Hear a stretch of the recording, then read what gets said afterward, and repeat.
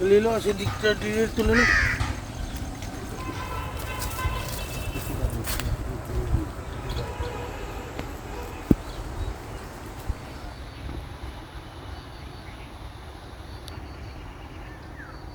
মাঠ থেকে ঢুকে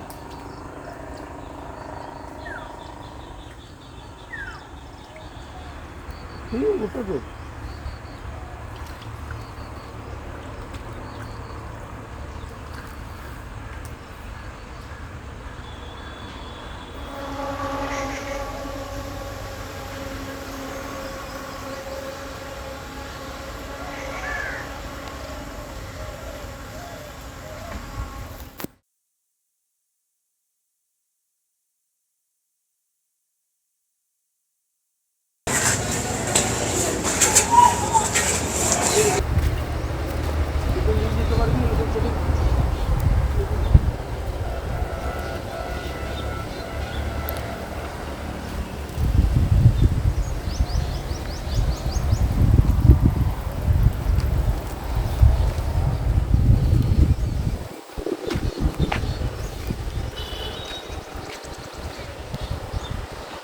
এখানে তো কাটা চলছে।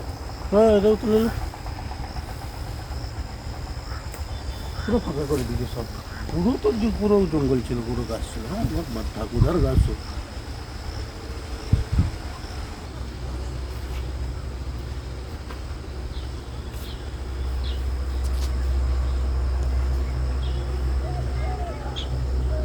তৃণমূল মানেই চোর। কাউন্সিলর তারা হয়েছেন ছাপ্পা করে, ভোট লুট করে, চুরি করবেন বলে।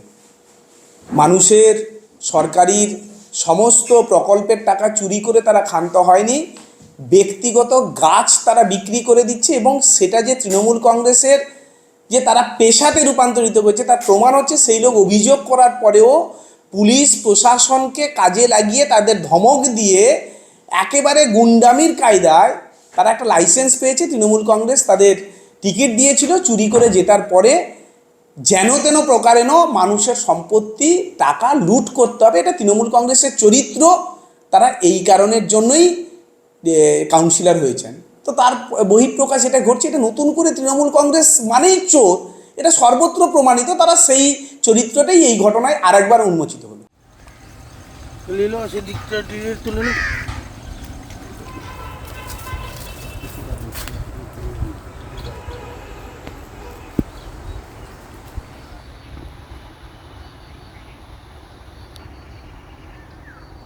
মাঠ থেকে ঢুকে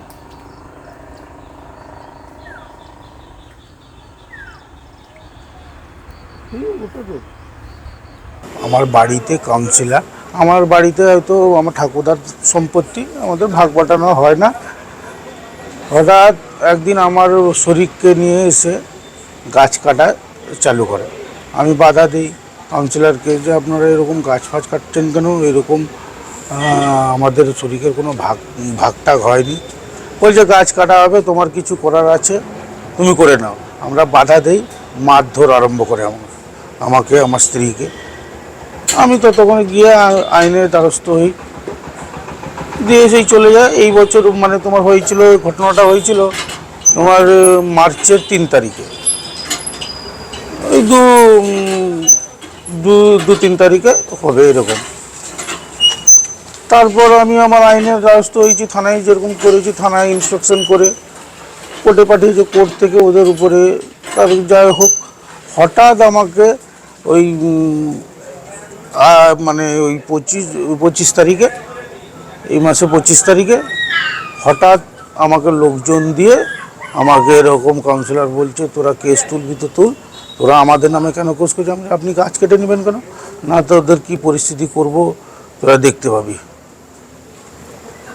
আমি তখন কি করেছি, গিয়ে কমপ্লেনটা দিয়েছি। না কেননা এখন কি করবে ওরা, মোহামেডানকে নিয়ে ওখানে যে মাউন্টেন ক্লাবের ছেলেটেলেরকে নিয়ে এসে বাড়িতে বারণ করা সত্ত্বেও বারবার আমার বাড়িতে এসে মাউন্টেন ক্লাবে 8-10টা ছেলেকে নিয়ে ঢুকছে এরকম। তারই জন্য কমপ্লেনটা দিয়েছি, কিছু যদি হয়ে যায় আপনারা সেইভাবে সেরকম ডিসিশন নেবে। এরা যে পরিস্থিতি দেখছি আমার উপরে কোনো চোট মুখ করবেই তারা। মানে আপনাকে প্রাণনাশের আশঙ্কা করছে? হ্যাঁ। বাড়িতে কে কে রয়েছে? আমার দাদা, বৌদি, আমার স্ত্রী, আমার বাচ্চা। এই বাবা মারা গেছে।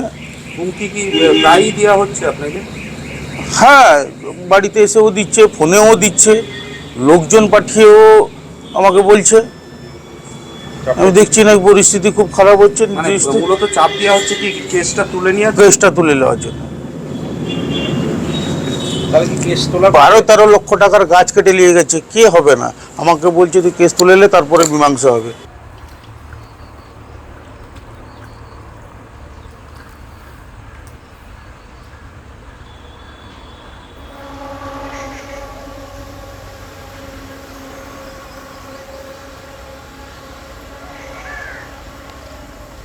আমাদের তাহলে জনপ্রতিনিধিদের কোথাও গিয়ে, হ্যাঁ, কারুর ঘরে মীমাংসা করতে গেলে যদি এরকম কি মিথ্যে কেসে বা মিথ্যে অভিযোগ দিয়ে জড়িয়ে দেয়, তাহলে আমাদের তো কোথাও যাওয়ার উপায় নেই।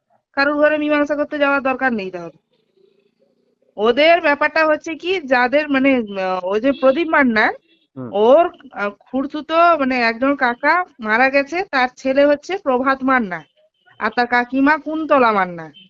একদম নাম ধরেই বলছি, গিয়ে জিজ্ঞাসা করে নিতে পারো। তাদের ঘরের উপরে পুরনো ঘর আছে, এরা তো সব গায়ের জোর করে ভাগ হয়নি, অথচ যেখানে যে পেরেছে বসে ঘর করে নিয়েছে, ভালো কথা। এখন কথা হচ্ছে গিয়ে তারা পুরনো বাড়িতে থাকে, সেই পুরনো বাড়ির উপরে মোটা ইরিশ গাছ পড়ে গেছিল, ঠিক আছে? ওই গাছটা পড়ে যাওয়ার পরে তাদেরকে কিছুতেই কাটতে দিবে না। সেই গাছ যেমন ঘরের উপরে পড়ে আছে, তারা পড়ে থাকুক, এরা কাটতে দিবে না। এর ফলে তারা আমাদেরকে ডেকেছিল। আমরা যখন গিয়ে দেখেছি যে অবস্থা, গাছ না কাটলে নয়, ওরা থাকবে কি করে? আমরা তখন বলি যে গাছটা কেটে সরিয়ে দাও, তারা থাকুক, না হলে অসুবিধা তো, এরভাবে কি মানুষ থাকতে পারে?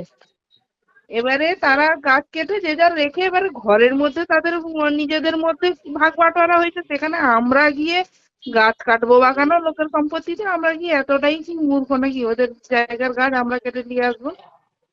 না, এটা তারা শুধু যেটা বলছে মিথ্যে যে কথা। প্রভাব খাটিয়েছেন, যেহেতু আপনাদের লোকজন প্রভাব খাটিয়েছে, তিনি তারপরেই আইনি দ্বারস্থ হয়েছেন এবং না, ও ও যথারীতি। ও সব সব মিথ্যে কথা, ওগুলো সব মিথ্যে কথা। প্রয়োজন হলে ওর বাড়ির লোককে, ওই যে নাম বলে দিলাম আমি, তার তো বাড়ির লোক ওরা, কুন্তলা মান্না, প্রভাত মান্না, গিয়ে জিজ্ঞেস করে এলো।